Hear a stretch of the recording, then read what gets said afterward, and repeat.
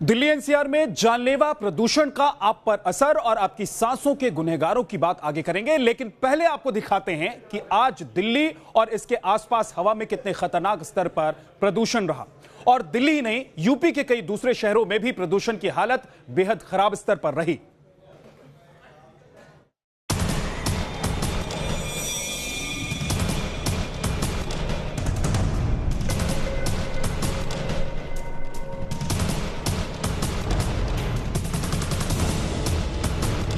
सुबह से शाम तक जहरीली हवा की चादर में लिपटी रही दिल्ली।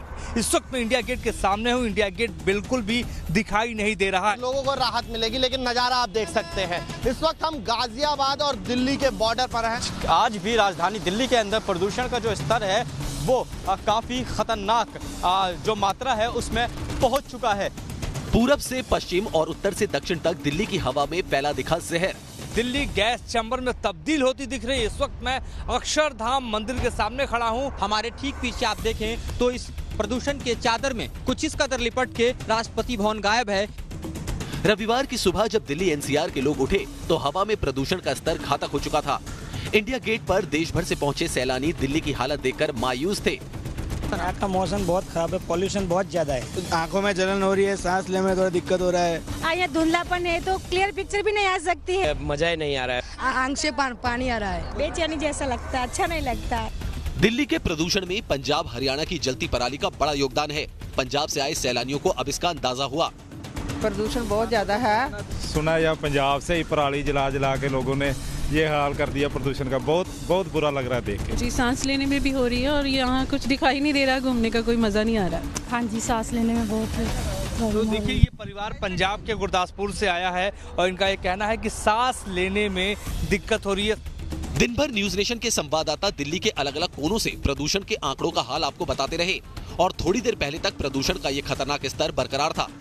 अगर हम आपको ग्राफिक्स के जरिए बताएं या फिर ये बताएं कि आखिर मौसम विभाग इसे किस तरह से देखता है, जब आप दिल्ली पर देखेंगे तो सीवियर सिचुएशन यहाँ पर है। अगर हम दिल्ली के कुछ और प्रमुख इलाकों की बात करें जहाँ पर स्थिति बयां होती है, जहाँ से अगर रिपोर्ट कही जाए तो उसको देखा जाता है, तो ये हम आपको प्रमुख जगह बता रहे हैं, जिसमें अगर हम चांदनी चौक जो सेंट्रल दिल्ली का एक अहम हिस्सा माना जाता है, अगर हम उधर की स्थिति देखेंगे तो आप देखिए PM10 की जो इसका इंडेक्स है वो 402 है। PM2.5 का लेवल 477 है, यानी कि 60 और 100 से कई गुना ज्यादा।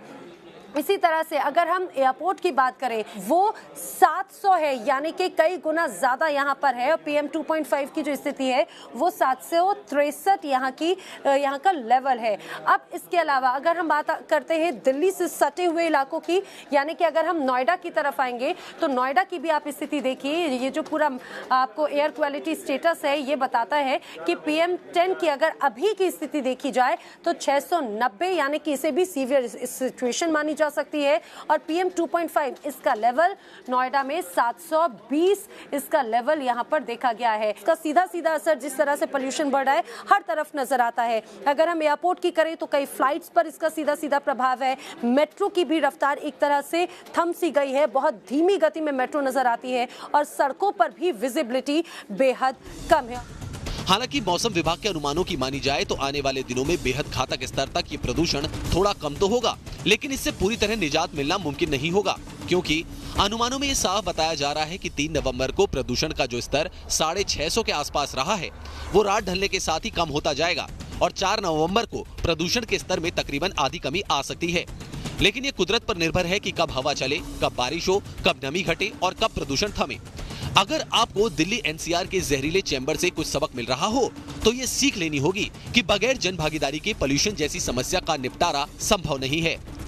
Team news nation.